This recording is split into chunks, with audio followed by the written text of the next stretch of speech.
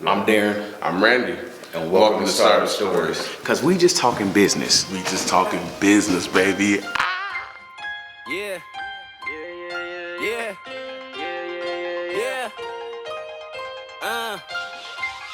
Look, every morning I wake up. Yeah. What's going on, everybody? How y'all doing? Welcome back to the Sarap Stories podcast. I am Darren, and he is Randy. My dog said Randy. Yeah, you gotta let him know. Know. Today we have with us Tish. Yes. Hello. Hey man, okay, Tish. How you feeling today? I'm feeling good. Yeah. I'm really excited to be on here. Thank you for having me. Appreciate it. Man. Of course. Okay, so many of y'all don't know this. Many of you do, but many of y'all don't know this. But Tish and I, we went to high school together, man. Hey, quick question. What's one of your fondest memories from high school?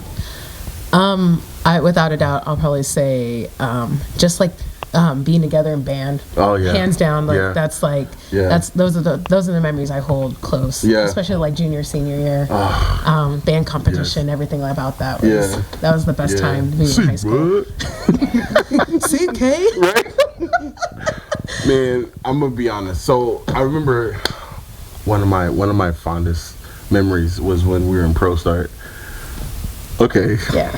Listen, I put a glass dish on top of the stove, and I accidentally turned. I thought I was turning on the oven, but I turned on the eye on the stove, and then it shattered, and I jumped on top of the table. Do you remember that? I wasn't there for that. You weren't there for that? No, remember I wasn't in Pro Star, but I wanted to be so bad. Right. That's right. But I'd always like see you guys cooking along, like in passing, and I was like, dang, I took too many electives and I couldn't do it. Oh, that she was smart. I know, right? She escaped. That was probably the best option. I'll tell you something that was always funny is when me and Randy started hanging out, he was like, "You know Tish?" I'm like, "Yeah, I know her." "How do you know her?" "Because we all used to hang out." From our 20s. Yes, our young days. Yes. Oh my God. When I was young, before I had gray hair and my beard. And it's just funny, Randy's just like, "Man, how do you know all these people that I know?" I'm like, and him and I, we know we had never met each other until recently, but yeah, man, it's cool. That's crazy. It's a big connecting circle. It really is. It really everybody is. knows everybody. Yes. Pretty much. All right, man. So now that we got the small introductions out the way, let's let everybody know what's your business. My business is a mobile food service. It is called Sarap.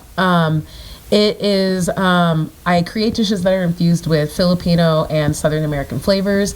It's both of my cultures mixed into one. My dad is from South Carolina and my mom is from the Philippines. So Sarap means delicious in Tagalog. So it's a play on words. Soul Sarap, like soul delicious or so delicious, whichever way you look at it. But it's kind of like, yeah, it's like a nod to my dad and my mom. That's awesome. That's great. Thank you. That's cool. I like that. So I guess that leads into my question. So my family's from the South, and I grew up eating traditional Southern cuisine my whole life, and we moved up here to Washington. But then my community that I had around me, everybody was Filipino. So how did you come together with blending those two like flavors and the cuisines all together? Like, how did all that come together? It was kind of like, I guess you could say it was like a beautiful accident. I was working in the industry at the time. I'd been in for 13 years, and then the pandemic hit.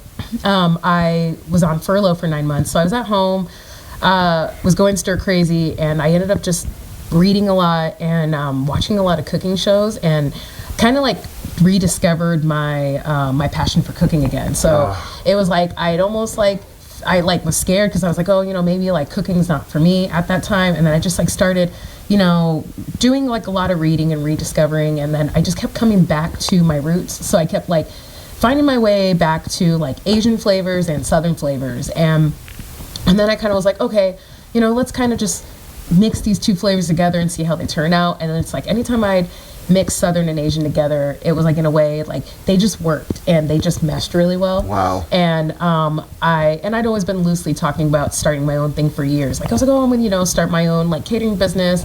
I've been like loosely throwing it out there, but I'd always like put it on the back burner. And then I I like was like, okay, well, maybe like I'll just like I was like, I'm gonna start my own business. I'll start like, coming up with like, a name for it. And then I just, I knew I wanted to incorporate Southern flavors. I'd always loved, my grandma was actually like a really big influence on like, how I got into cooking. And so that's where soul came from. And I was just trying to like incorporate like a Tagalog word in there. And Sarap just came into play. And I mean, shout out to Vanessa, because like Vanessa's the one who actually helped me like put these words together and helped me like put the business plan together. So yeah, she's one of the people that helped me like, start like the birth of Soul Sarap. Wow, that is amazing. That's amazing. And it was all because of the pandemic, just being like, I knew that like I'd just been working so much, and I was just at that point I was ready to like kind of get out. And then I was like, okay, restaurant's not for you, but starting your own thing is what you need, because I knew that I was never going to, it's just food. I never wanted to like just stay in the box. I wanted to like get out of the box and like cook out like out of the norm of what everybody expected of you in the restaurant. Yes, that's great. I will say this, man. I find that so many different undiscovered passions and talents were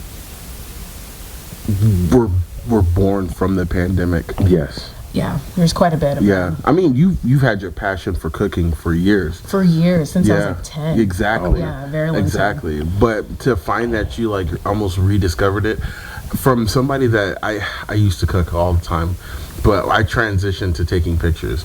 But I love the fact that you like that. It means so much to me as an artist. You know what I'm saying? Refinding that passion that you had. Yeah, you loved it, but then rekindling that and like understanding and knowing that is my passion. Absolutely. You're meant to do that. Yeah, and I mean, like I said, I always like loved everything about Asian and Southern, and then I just started like playing around with flavors and being like, okay, this might work and this might work, and then they just always seemed to like go so well together. And I was like, what? I was like, I was always inspired by food that came back from my culture, and I was like, and my parents are the reason why I started cooking, so that's why I was like, I'm gonna just start my business inspired by my childhood and my culture. So that's where that came from. Are there any similarities in the flavor profiles between like Southern between like traditional Southern food and Filipino food? So they're fairly similar. So because I guess in my brain I would have never thought to blend that together. So then like what are some of the similarities? I learned, like I've definitely discovered that pork plays a really big, heavy role in Southern and Filipino cuisine. So I've learned that like the sweetness of pork goes together with a lot of flavors in like the Filipino cuisine, and so that's really where it comes off of, is like a lot of pork plays into play, and then also just like there's also like a lot of acid, so like there's tamarind and like there's lime, and that just plays very well with like a lot of fatty notes. So and the same in like Filipino and Southern cuisine is very like heavy into like a lot of butter, a lot of like a lot of like flavors that play well together. So like I've noticed that a lot of pork, fat, and sweet and salty go very well together. I'm not gonna lie, I love a sweet and salty mixture like that. Same. I can sit down and just set that up. Likewise, yeah. Fun fact, both Filipino and Southern food, they both eat chitlins. Yes, they do. I did not know they both eat chitlins, bro. Yeah. Yeah, I'm not eating no chitlins. I'm just saying. You know He's like, you're still not going to change my mind. He said, that didn't work, man. That didn't work. Try again. All right, so I have a question for you. So clearly you have a passion for cooking. You know what I'm saying? Absolutely. What is that one piece of equipment that you have always wanted that will make your life that much easier? Honestly, like I would say definitely a cast iron or a Le Creuset, like one of those. So a Le Creuset is like it's one of those French like cooking pots that it's like you do everything in there from like beef bourguignon and like anything like duck, but it's a really good braising pot. So it's Yes. something that you Okay. can put in the Okay. oven Okay. and you cook for hours. So Yeah. like Okay. you say is like, but it's pretty pricey. Yeah. So in my brain, my non-cooking brain, that reminds me of a Dutch oven. Yes. Like, okay. Yes. That's. I was like, how do I word this? Dutch oven, a cast iron, or even like the KitchenMaid. I would love. I like that's one of the. Those are the three things that are in my list. I Yeah. would love because. You know, with the KitchenMaid, you know that you can like attach the pasta maker to it, and Yes. yeah, the KitchenMaid's so Yes, versatile. yes, like once yes, you have yes. that, that's it. Like Yeah, that's all you need. That's all you don't- need. You, You don't need really don't anything need else. anything. No. You can do everything with a kitchen After maid. yes, that. you can. You can literally throw away the sink because you have a kitchen. You know. No, I'm just playing. I'm just playing. So, you wake up in the morning. You open your eyes. Reality sets in. You're a business owner now. Yes, I You am. know. How does that feel? It still feels surreal, to be honest. Like, there's times where I'm like, I own a business. All right. And like, I mean, like I'm three years in, almost Yeah. 3.5 years in. And like, there's times where I wake up and I'm like, is this real life? Am I really, do I really like, you know, own a whole business? Yeah. Yeah. And also it's just still Yeah. surreal that like, I have people who, you know, I've learned I'm at that point now where there's people who'll be like, oh, hey, we saw that you were at, you know, we saw that you were going to be at this location on Instagram. So we came here because we knew you were here. So, and I mean, I was getting that all last week before I that's came out here. Gosh, man. That was really cool. And it's still like, there's Wow. times where I'm like, you know, very taken aback where I'm like, people are actually still coming out here Yeah. solely just to come eat food. Like there was a couple that came out and they were like, hey, we've been following you since like when you first were only doing like the one brewery at Ataraxia, and they're like, we saw that you were here tonight, so we came and followed you out here. And they're like, Oh my so gosh, I mean, man, they'd that's seen it huge. when I had no equipment, where I was like coming through with like 2 banquet tables and no tent, Oh, and wow. like maybe 2 things of cooking equipment. Yeah. And so it's like it's nice to see that they come through, and it's like I have a full on setup Yeah, now. So. yeah. It's cool to see people rocking with me Like, you since cooking like wonderful. 21. Yeah. Yeah. Have you gotten to a point where now, like, you notice some of your, like, your return customers Yeah. that have followed you around? Oh yeah, like all the time. Where I mean, I've gotten to I'm really good at remembering faces, but you meet so many people like on the regular that it's like sometimes I feel bad because I forget names. But if I see your face, I'm just like, I do remember you. Like Yeah. I was at the farmers market on Thursday and I saw like 3 or 4 of my regulars who came through, and awesome. and this girl was like, oh, That's I heard that awesome. you were back. I got excited and I saw her and I was like, I definitely remember you because you ordered Longanisa Olympia like every single week. And she was like, oh my gosh. And I was like, we'll be back in 2 weeks because Thanksgiving. She was like, I'll definitely be back. So Yeah. it's cool to see people like regulars like coming Yeah. through religiously Yeah. every week. So that's nice to see is like consistent, you know, clientele. Yeah. Yeah, that's amazing. I think that's huge. Listen, okay. That's a big thing. Me as a consumer, right? Go to an establishment and the head chef remembers my order. Yes. Okay, the head chef remembers my order. I'm coming back. I don't even care. I'm coming back. Have you ever had that experience in your life? Have you? No, it's very rare. It's very rare that you go into a Very. restaurant and they Yes. see, they're like, oh, we remember you ordered this. And it's like, and so that's why I also like, you know, food vendors at farmers markets is huge because like, it's more personal. It's more on a personal level. Like people come through and like, you know, it gets to the point where you get to know your customers, and so when they know that you remember their order, that's like the look on their faces like, I didn't know you were going to remember that. Yeah. So Yes. Yeah. and that's something that you won't get working in a restaurant. Like, you know, I worked in some really nice restaurants, and like I put in my time. 13 years was a good chunk of time where That's I could a good say amount of time. I worked in some really good high end like restaurants, and I'm just like, you know, but you can't get that. When somebody personally comes up to you and goes, your food's amazing, or you know what, we've been following you since the beginning, Yeah. and we're still here 3 Yeah. years later. Like you won't get that. Like, yeah. And it's like you develop that relationship. That is wonderful. Yeah, so that's amazing in itself. Yo, Tish, that's huge. That is huge, man. Thank you very much. Yeah, that makes me happy, especially for somebody. I'm a, how should I love customer service. You know, I always have been like this customer service fiend, and that, oh my gosh, wow, that is Hats off to you. It's really a good feeling as a customer when you you, so like much. like you said earlier, like when the customer, when you come back and you go back to someone's establishment and they see your face and they're like, oh yeah, how you doing? How have you been? And then you start to build that rapport with them, Yeah. and then they start to tell you just like little tidbits about their life and how things are going, Yeah. and then you remembering their orders too is just like, that just makes the customer feel so great. Yeah, it's a great feeling. You could tell like they appreciate that because like and then they know, okay, they know exactly what I want. They know that, you know, this is what I get every single time, and like, oh, you know, like they're vegetarian, or just like little notes for like that. That's something that they take into account, and they definitely appreciate that. Yes. Yeah. Yeah. Hands.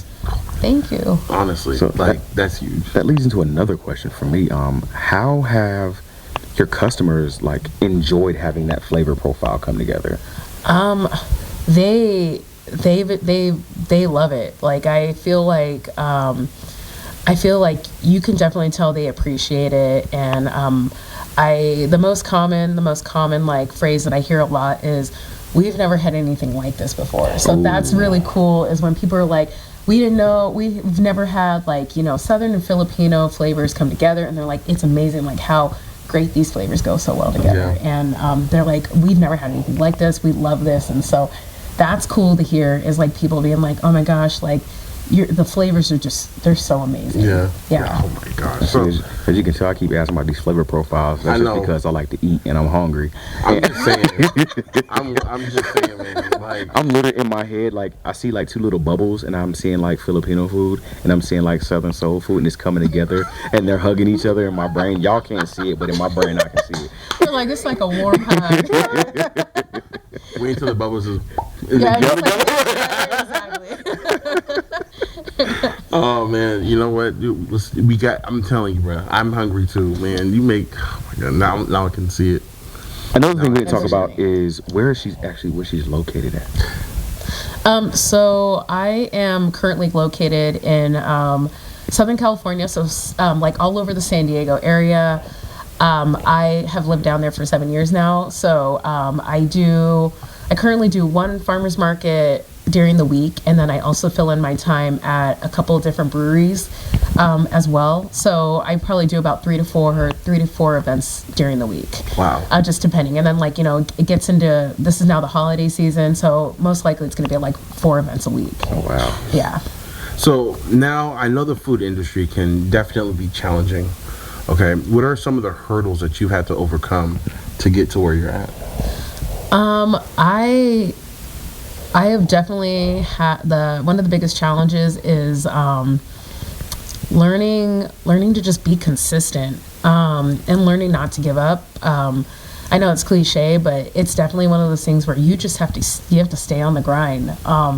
It is definitely hard. It's one of those things where you can get discouraged. It's very easily to get discouraged, but it's one of those things where I've learned is it's, you know, you get one. It's sometimes hard because you can kind of get lost in all the food vendors that are out there, and like sometimes you're like, okay, well, how come this food vendor is like doing better than I am? And it's one of those things where I've learned that you can't compare yourself to other businesses.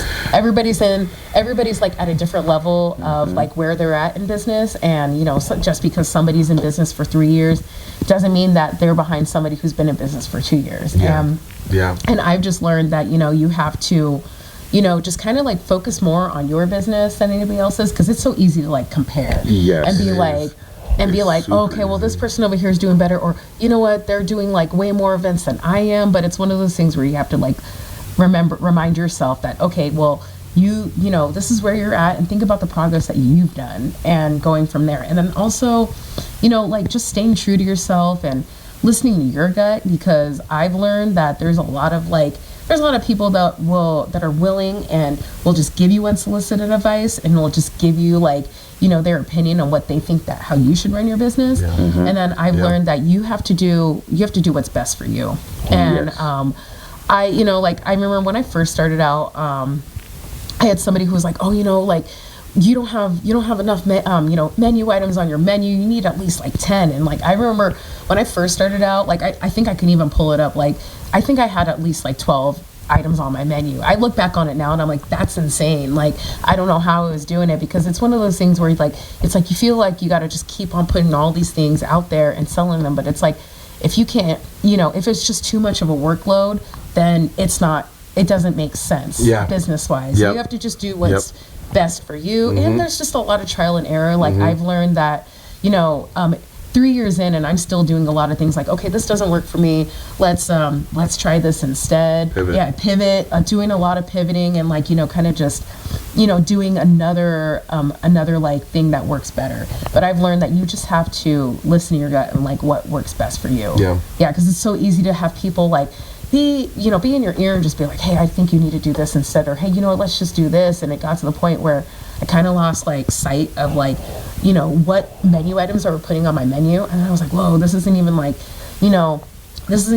what I wanted to do now. Like now it's like somehow I've gotten like into something else, and like I've learned to just kind of just shut out all those opinions and then just kind of turn back and get back into like what you think is best for you. Yes. Yeah. It's funny because everybody always thinks that they know what is best. They do. Yeah. And they will drop those opinions on you, and it will cloud your judgment so much. And it makes you second guess yourself, and it makes you go, well, maybe I'm not doing too much, because I had somebody who really was like, oh, you don't have enough Filipino items on your menu, or you don't have enough Southern items on your menu. And then it kind of turned into them being like, oh, we're gonna like, I'm like trying to take over your menu, but I'm not telling you. So it's one of those things where it's so easy to kind of let people kind of take over and, give you like all these like ideas and opinions of like what they think is best for you. But it's like, it's honestly, at the end of the day, it's better for you to kind of just be like, okay, does this make sense for me? Am I going to be able to do this? And then if it doesn't, then that's okay. Like and it's your business. That's what I've learned is like, it's your business. No one's going to like, look down on you because you decided that you're only going to have 4 items on your menu. Yeah. That's fine. Yeah. I know somebody at the market who has like literally three or 4 items on their menu, and they run with that, and it's amazing. Yeah. And like I think I only have 7 items on my menu, but you know what? They all work. That's right. And they all like work out perfectly. They're all delicious. Well, that's the other cool thing is when your menu isn't too. I mean, for me, I would guess like if your menu isn't overly expanded, you don't slack on the quality because you're not trying to make sure that everything is good. You know that you have those 7 things that you do really, really well. Nothing is changing. You have it in your head. But when you get up to like 10, 12 things, now so your brain is banging around. It really is. It really is. And then it's like kind of like you kind of just like, because you get so busy and you kind of just like lose sight of where the quality is. And I've seen it where people just like, they do so many things, and then you're like, okay, well, this item isn't what it tasted like before. So I've also learned like it's important for you to kind of like do as much as you are able to handle, because then you can kind of keep up with the food quality. Yeah. Not even kind of, you can keep up with the food quality. Exactly. Right. So I was doing like some research, right? And I was looking about like what it takes to own a food truck in California. And so I see that you need like 6 or 7 different licenses to do that stuff. So like, did you come into all that knowledge on your own, or did you have somebody that was like helping you with it, or that you could go to ask that question? No, I didn't come into that knowledge on my own. That definitely it was a lot of trial and error. What I've learned, I don't know if it's the same up here as it is like anywhere else, but I've learned down in California, there's a lot of things they don't really tell you, and how many, like what permits that you need to own. Mm-hmm. You kind of just stumble into it or find out on your own, like, oh, I'm missing this permit. And I even like was like, I swear I did my research and looked into it, like as far as like, I swear I had all the permits, and like they don't really like actually like make it any easier as far as like how they explain it. So it's like when you're doing, a lot of people start out either like you get a food truck, or you can even start out as a mobile business. So I started out as like just being mobile, like canopy tent, tables and everything. And so when I had started it, I know that like you have to sign up as like DBA, which is doing business as. So that is one of those things where you list yourself as a business, like this is my business, I'm doing business as this, and then eventually you can turn into an LLC. Right now I am an LLC, but the first like 2 years I was a DBA. So DBA like doesn't cost anything. It's just you That's a lie. It's $50. You go in, you get the permit, and then it's like, okay, this is my name. So it's like you lock it in so that nobody else takes it. And then I don't know if the same thing is still the same, if they still have the same rules, but you have to publish your name in the newspaper for like I think it's like 20 days or something like that, which like it basically ensures that it's a copyright, no one else takes your name, and then you go from there. And then as far as like having a food business, you have to have like a food handler's manager certificate. So it's like a food handler's certificate, like that you do have as a manager, where it's like an extensive course. So it's like $100 to take the test, and it's like it's like basically like the food handler's permit, like on steroids, where it just goes into detail of like everything that like happens, like whether it's like chemicals, all that stuff. And it's like the test, like it's like 10 chapters long. You have to study for it, and then you go and take the test. It's like 200 questions, and it's one of those things where like you have to study for it. You can't go in there blind, and like it's a long course, but it lasts you for like 5 years, and then you have to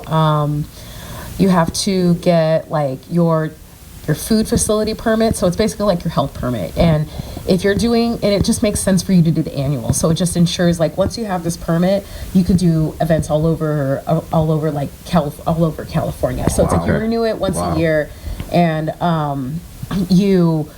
it's a lot. It's like $600 for the year, and then you basically, the food handler, the food inspector will come through, check out your setup, like, just make sure that you're operating like properly, and then you get your permit. And then you also have to have a commercial kitchen. So it's like, in order for you to get this permit, you have to have the kitchen and that says like, hey, I'm like cooking food and prepping food in an actual facility that checks out, and that like, where I could properly store my stuff, like, in the fridge, freezer, and in storage units. So it's like, there's a good amount of permits that you go down the line. And I've learned, and like I said, maybe two or three of those I got on my own. And then I found out, like, people were like, oh yeah, you have to have this. And I'm like, nobody told me that. Wow. So it's like, I've learned, and honestly, like vendors in the area, like, that's like the best like source to get like all your information, like, because a lot of them be like, oh hey, like this is how you get this and this, because for some reason like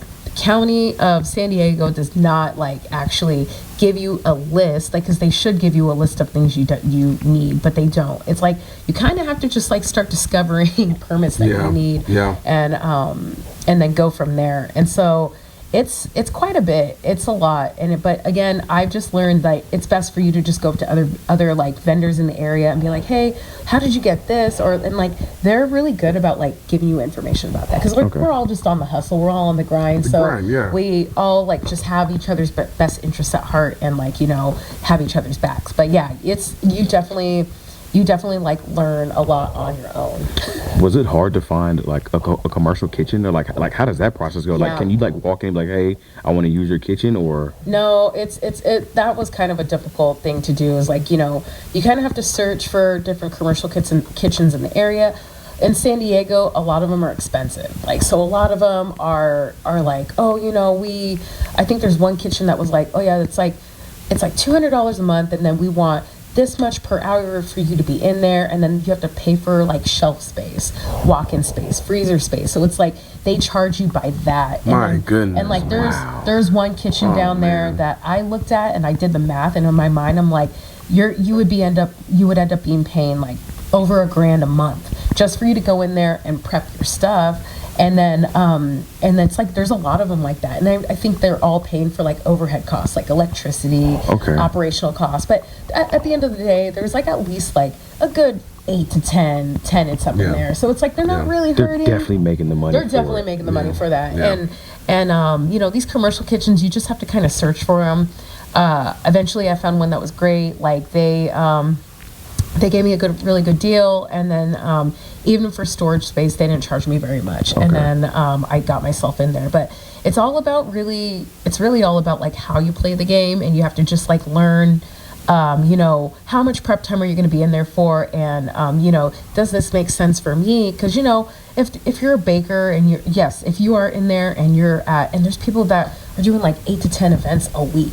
Wow. I do 4, and there's people who are like, oh yeah, there's people who do like at least like 8 to 10 like farmers markets a week, but it's like they got a crazy. business partner, and they're probably like splitting up and doing like 2 events in a day. Yeah. But that's insanity to me. That's a lot. That's a lot. That's a lot. And so I just, yeah, it's definitely like a lot of like research that you have to do, is like looking into permits and like how those things work. Yes. Yeah. So, question: meeting these challenges, how has this prepared you for the future? I feel like it's prepared me to like be able to at this point, I feel like I can handle anything that's thrown my way. I feel like I've gone through just about everything that I could go through. That's awesome. As a business owner. Yeah. Like I've definitely gone through, I can't tell you how many times I've gone through the burnout where you put too much on yourself, and you're doing too many events at one time, and then it gets to a point where you're just like, I can't handle doing all of this. Yeah. And then you have to like, and I don't know if you guys know, but I took like a good like 10-month hiatus. Like last October, I was pretty burnt out. Like I was doing like at least 6 to like 8 events a week. I don't even know how I was doing that at one point. And then it got to the point where I was just tired, and I was like, okay, I'm going to take a step back from business, and I'm going to just go back to work. And so I like put business on pause, and I basically was just doing like freelance prep work. So I would go help out different kitchens and like just do prep work, and then focus more on that. And then like by spring of like 24 is when I actually got back into it. Okay. But I tell everybody, if you need to take the break, take the break. Like it's not, you shouldn't feel bad about taking the break. Like it's better for you to take a step back, walk away, and then like reset, and then be like, okay, I'm ready to get back into it. Because I can't tell you how many like businesses I've seen like close because they're just like, yeah, we can't anymore. We have to close up business. And I would never want to do that. But and people are like, what do you do if like it's just too much? I'm like, take a break. Take that time to like, reset, and then you can always go back to it. So then is that how you've been able to find that flow, that balance between like business life and personal life? Yeah, it's by taking that break? Oh yeah, taking the break, like definitely like it made me realize that it's okay, like you don't have to put too much on yourself. And if it is too much, then, and I have a really hard time with saying no. So, and I mean, like a lot of business owners do, you feel like and I've learned that like not every business opportunity you don't have to say yes. And I've always just been like, yeah, I'll do it because like we all think that we're gonna miss out on the opportunity, or like another opportunity is not gonna come up again. So it's like there were times where I was taking like on these events where I would walk away with nothing, or or like a lot of these events that were like, oh hey, we need you as a food vendor, and it's gonna be busy, and then it ends up not being busy. There's no business, no one comes through, and then you're just like sitting there like, how did this happen? And there's been times where I've like paid the booth fee, like $50, $70, and then you're just walking away with barely, like you have to pay your employees, you have to pay for like operational costs, supplies, food costs, and it's like, so I've learned that it's okay for you to ask questions. So like now with events, I've gotten really good about being like, okay, have you done this before? Like how were the numbers last year? Was it busy? Like how many other food vendors are there? So it's like so important for you to ask those questions. And I would rather ask those questions than to not say anything at all. So I've learned as a business owner is that you can say no to a business opportunity. Like if it doesn't make sense, for you numbers wise, then just be like, thank you so much for the opportunity, but like I'm gonna have to pass. I can't do it. Yep. That's so hard. It really is. That is so saying no. Because we want to be everywhere. We're like, oh, we feel like we're missing out on opportunities, and that's not the case. That's not the case. Like, yeah. Oh my goodness, man, that's crazy. Aside from overcoming the hurdles, what are some of the victories you've had? Oh yes. The victories that I've had are I've discovered that it's amazing when there's like a following out there that believes in your brand. That's a victory in itself, is when you believe in your product, and then there's people out there that believe in your product too. Yes. And then it's one of those things where you're like, have to take a moment and be like, oh my gosh, there's people out there who, believe in my success. And so that was a victory in itself, is like when you start seeing repeating customers, people coming back and, telling you how much they love your product, that's a win in itself. Yeah. Most definitely. So I want to take a step back. I want to go back. See, in the beginning, you were talking about how much of an impact your childhood was in cooking with your family. Yes. So I want to know, what was some of your favorite dishes that you cooked with your family as a child?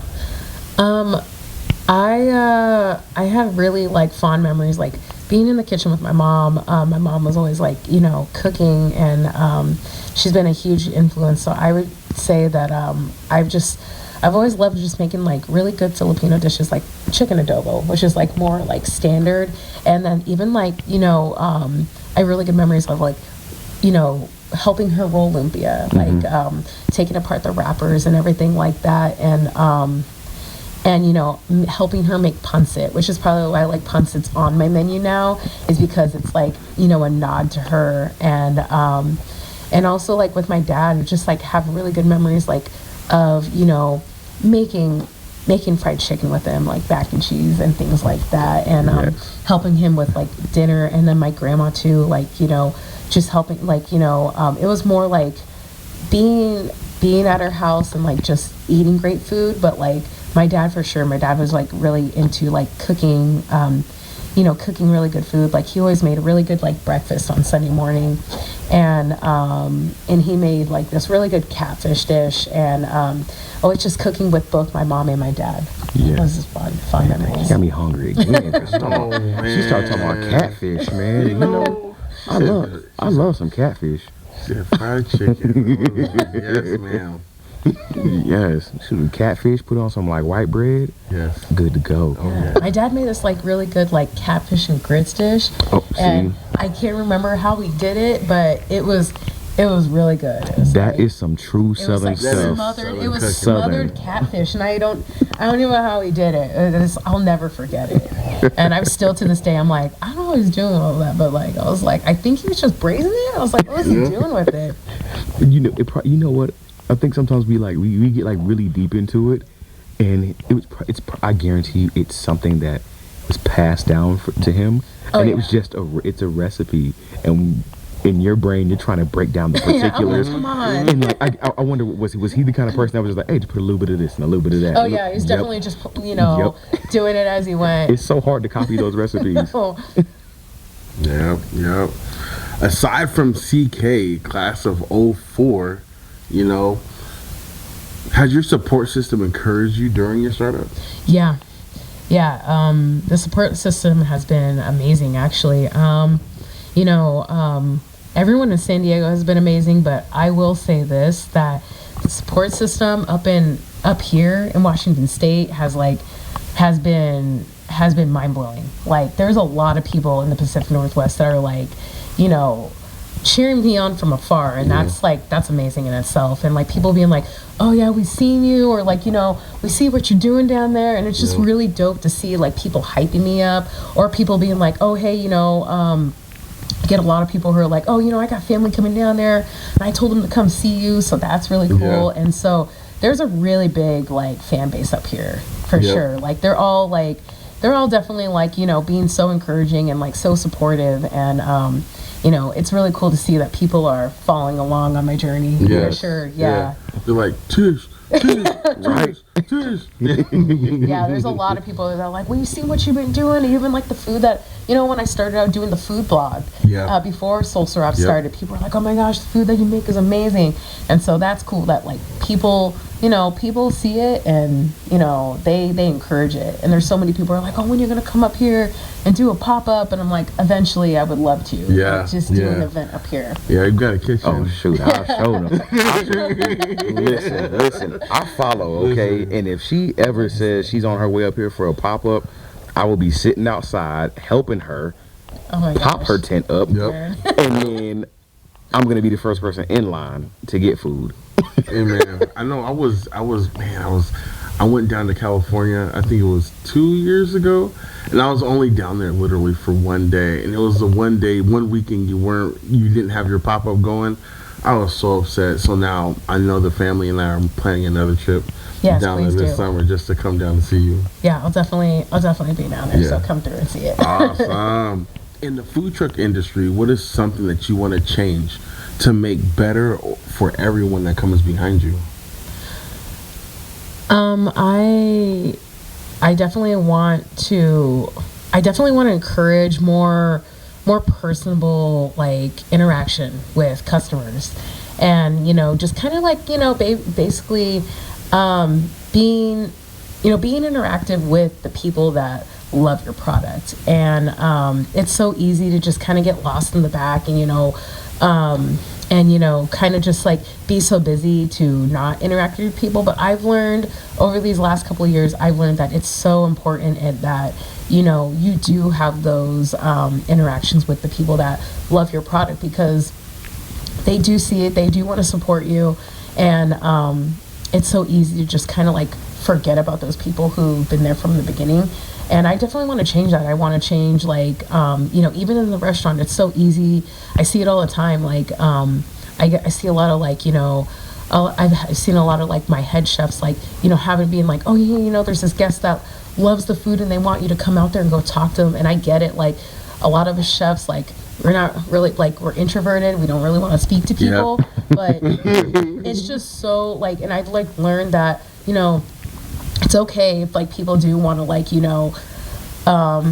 praise, like, what you made. And, you just get so busy and you're so quick to just be like, oh yeah, thank you so much. And it's not really as, sincere as you would want it to be.